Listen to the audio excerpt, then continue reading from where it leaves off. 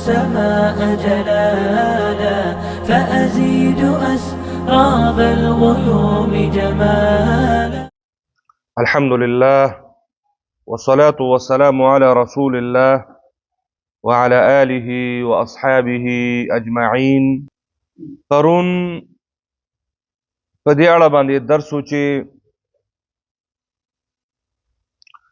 د قرآن مجید د صحیح تلفظ دپاره علم التجوید ضروري علم ده او دا علماو واجب او فرض ګرځولی. د هغې د وجوب دلایل د قرآن نه او د نبی کریم صلی الله علیه وسلم په یو حدیث باندې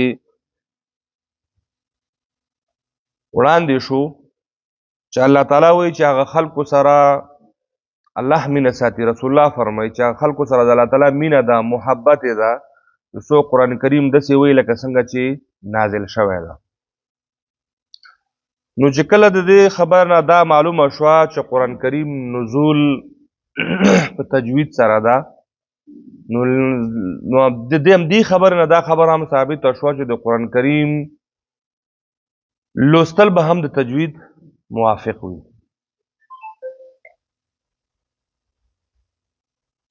ځکه چې عربي نازل شوی ده او عربي خپل قواعد او خپل اصول او ضوابط لري،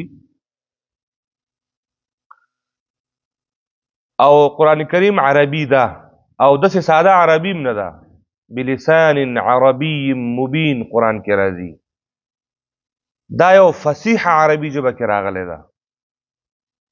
کله چې یو کلام کې فصاحت او بلاغت موجود وي، د هغې د فصاحت او د بلاغت دپاره همغه شان قواعد هم موجود دي.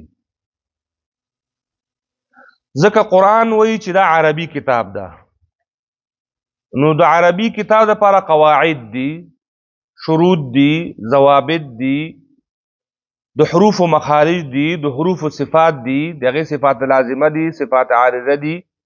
یو حرف که چېرته مثلا په بل حرف سره بدل شي، یا یو حرکت د بل حرکت سره بدل شي، یا ساکن متحرک شي، متحرک ساکن شي، مشدد مخفف شي، مخفف مشدد شي، دا ټول هغه شیان دي چې دا د فصیح عربي د ژبې سره ټکر کیږي. نو دا بیا کما انزل نشو. که چېرته زمونږ په قرآن کریم کې تلفظ او ادا په دې شکل باندې وشي چې نه د حرکاتو خیال پکې وساتل شي، نه د حروفو خیال پکې وساتل شي، نه د مشدد په مخفف او مخفف مشدد، نو دا بیا لکه څنګه چې وایي چې دلته کما انزل یا کما علم د هغې قاعدې خلاف موږ بیا روان یو. ځکه قرآن ویل د ثواب باعث ګرځي، خو چې داسې ووایي کما انزل لکه څنګه چې نازل شوی ده، یا کما علم څنګه چې د رسول الله نه د امت ته ښودل شوی ده. که چې د دغې قواعدو په اساس او په بنیاد باندې ولوستل شي، دا د ثواب او د اجر نه ډک کتاب ده. مطلق راغستل او مطلق قتل هم د ثواب نه خالی نه دي. او که چېرې د تلاوت په جریان کې دغو موضوعاتو ته زموږ پام نه وي، د حروفو خیال ونه ساتو، د سین او د صاد فرق ونه شي، د ذال او د ذا او د ضا فرق ونه شي، د دال او د ضاد فرق ونه شي، د متحرک او د ساکن فرق ونه شي، د مشدد او د مخفف او مخفف او د مشدد توپیر پکې ونه شي، دا کتاب دا د رحمتونو، د ثوابونو، د اجرونو کتاب دا خدا ناخسته په دغو کړنو په نتیجه کې به موږ بیا د هغو خلکو په ډله کې راشو چې په ځای د دې چې موږ د رحمت او د ثوابونو او د اجرونو مستحق جوړ شو، نو بیا به د لعنت مستحق کېږي.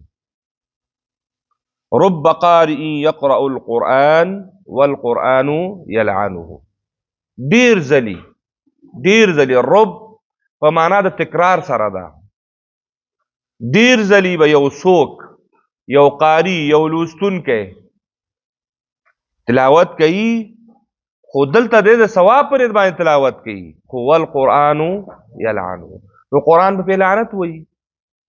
اوس سوال دا ده چې قرآن خلک د لعنت دپاره نه رااخلي که نه، هغه خو د ثواب کتاب ده، هغه خو د رحمتونو کتاب ده، هغه خو د دنیا او د آخرت د سعادتونو مجموعه ده. نو څه ولې؟ ځکه چې هغه قواعد او شرایط او ضوابط چې د ده د لوستلو دپاره مقرر شوي دي، هغې ته د نه پام په نتیجه کې بیا د ثواب نه چې جوړیږي عقاب او عذاب جوړیږي. ځکه رسول الله صلی الله علیه وسلم دلته فرمایي چې ډیر ځلې به یو تلاوت کوونکی تلاوت کوي خو هغه تلاوت به په ځای ځي چې دته ګټه وکړي نو څه کوي؟ تاوان کوي. بیا علما د دغې وعید او د دغه زجر لاندې درې طبقې خلک دې کې راولي چې یو خو هغه څوک چې قرآن غلط وایي الفاظو کې مشکل بلدي دا هم د دغه وعید لاندې راځي غلط قرآن وایي او زموږ اساسي هدف د نننۍ موضوع هم دا ده یا هغه څوک دی چې د قرآن غلط تفسیر کوي هغه هم دغه لاندې راځي. تفسیر اصول تفسیر موږ اسلاف لرو موږ علما لرو شیوخ لرو هغې ټولو د اسلافو نه د صحابو نه متواتر شکل باندې چې کوم تفسیر د قرآن را نقل د هغې نه خلاف بل خواته لاړ هغه هم دغه وعید لاندې راځي. یا هغه څوک چې د قرآن کریم الفاظ باندې هم پوهېږي په معنا یې هم پوهېږي خو د عمل په نتیجه کې بیا کمزوری دی عمل ورباندې نه کوي دا هم د دغه وعید لاندې راځي ځکه چې د قرآن ویل خو قرآن خو صحیح ده چې په الفاظو کې اجر او ثواب شته خو اصل اساسي هدف خو په ژوند کې عملي کول دي. دا درې واړه یعنی هم د الفاظو د نګاه نه هم د معانیو نګاه نه هم د عمل په میدان کې که څوک غفلت کوي نو هغه به د دغې وعید لاندې ضرور راځي چې دا قرآن به ورباندې څه وایي لعنت وایي. د دغو دلایلو نه وروسته د الله تعالی د کتاب او د جناب رسول الله صلی الله علیه وسلم د ارشاداتو نه وروسته اوس موږ په دې خبره باندې بحث کوو چې په دې باندې د امت اجماع شته او که نه اجماع امت باندې بحث کوو چې د امت نخبه علما هغه خلک چې په دغه بخش کارونه کړي دي خدمات لري خدمات انجام کړي دي هغې د علم تجوید باره کې څه نظر لري آیا علم تجوید لکه څنګه چې قرآن کې مفسرین د هغې د آیاتونو نه د فرضیت دلایل او د رسول الله صلی الله علیه وسلم دغه ارشادات د اهمیت او د وجوب دلایل راوړاندې کوي آیا د امت اجماع په څه شي کې ده ظاهره خبر د امت اجماع هم په دې کې ده لکه پرون ما څه خبره کړې وه چې لا خلاف فی انه فرض الکفایه والعمل به فرض عین هیڅ څوک پکې اختلاف نه لري ټول په یوه خوله دي هغه وایي چې علم تجوید زده کول فرض دي البته صرف ویشي په دوو برخو یې ویشي یوه برخه یې چې هغه نظري ده قواعد دي شرایط دي ضوابط دي کتابونه دي دغه برخه فرض کفایي ګڼي او عملي میدان بیا فرض عین ګڼي چې هر چا ته خپله ضرورت ده چې د الله تعالی د کتاب په صحیح ویلو باندې قادر شي. نو د نمونې په ډول باندې د څو علماو اقوال ذکر کوو او موږ ته به دا معلوم شي د امت اجماع هم د تجوید فرضیت باندې ده او ټول امت په دې باندې متفق ده او د تجوید په وجوب او په ضرورت او په اهمیت باندې به لا ستاسو ذهنونه څنګه شي خلاص شي. اولنی کس علامه شمس الدین ابو الخیر محمد بن الجزري په دې باره کې ما مخکې خبره کړې ده چې د دې خپل نوم محمد دی پلار نوم یې محمد دی د نیکه نوم یې محمد دی دا شمس الدین ابو الخیر دا القاب او تخلصونه دي جزري د جزر د منطقې نه ده او شافعي هم په ځینې کتابونو کې ذکر شوی دی جزري الشافعي مسلکن دا شافعي مذهب و محمد ابن محمد ابن المحمد جزري الشافعي خو ابو الخیر او شمس الدین دا القاب دي لکه نن سبا غټ غټ تخلصونه خلک ځان سره دي دا په دغو نومونو باندې مشهور شوی ده او دا لقبونه دي. علامه شمس الدین ابو الخیر محمد بن الجزري په خپل مشهور کتاب او رساله کې المقدمه الجزریه کې لیکي والاخذ بالتجوید حتم لازم من لم يجود القرآن آثم د تجوید زده کول د تجوید راغستل اخذ راغستلو ته وایي یعنی د تجوید کتاب راغستل نه مراد د هغې زده کول دي دا په هر مسلمان باندې وایي لازمي او ضروري ده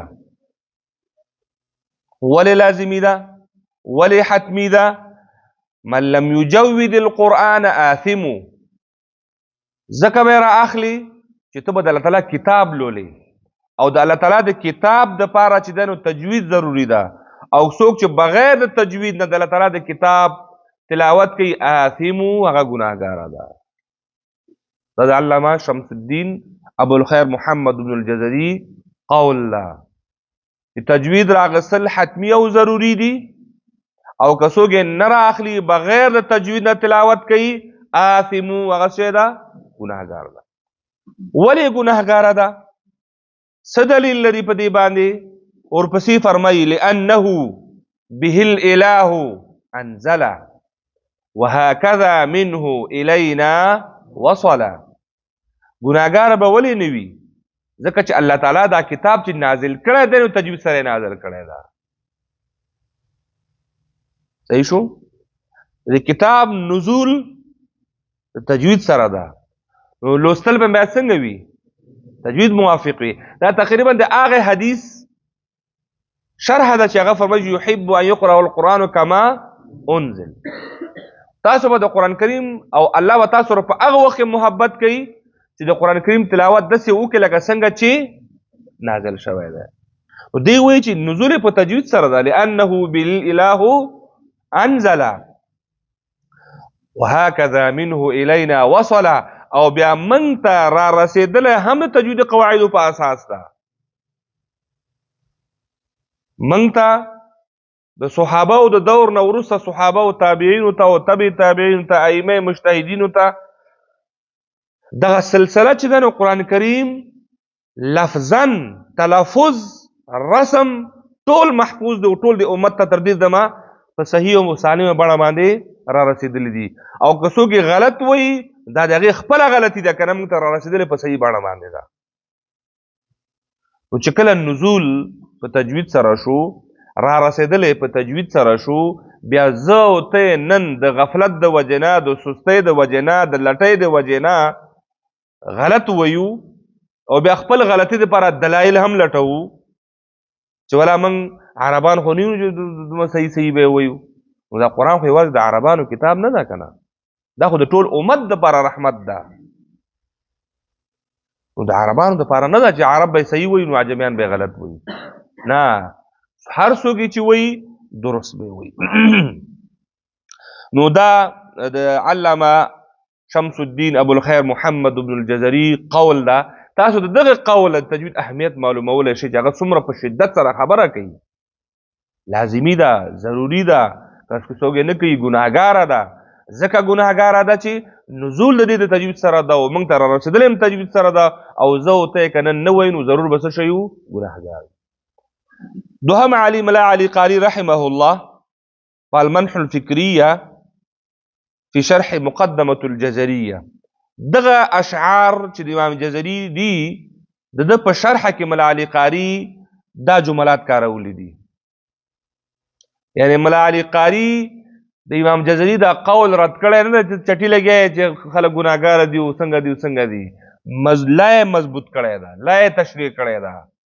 هم د دغه شعرونو په ضمن کې دی ورته لیکي واخذ القاري بتجويد القرآن وهو تحسين ألفاظه بإخراج الحروف من مخارجها وإعطاء حقوقها من صفاتها وما يترتب على مفرداتها ومركباتها فرض لازم وحتم دائم. د ملا علي قاري رحمه الله په دې قول کې د امام جزري قول لا قوي شوی ده. قرآن مجید تجوید سره لوستل وی د هغې حروف د خپلو مخارجو څخه راویستل، د هغې صفات مراعتول، د هغې حروف او کلمات ټولو قواعدو سره د ټولو قواعدو چې کوم دغه ته متوجه دي په عمدګۍ سره او په صحیح او درستګۍ سره ادا کول وای دا یو ډیره اهم او ضروري فریضه ده. اهم او ضروري هلته ویږي فرض لازم وحتم دائم. اهمه مهمه فریضه ده چې د قرآن کریم ټول کلمات په ادا کولو کې د هغې مخارج، صفات، لازمه، عارضات، مفردات او کلمات په ټولو کې دا څنګه شي؟ مراعات شي. وصلی الله تعالی علی خیر خلقه محمد وعلى آله واصحابه اجمعین.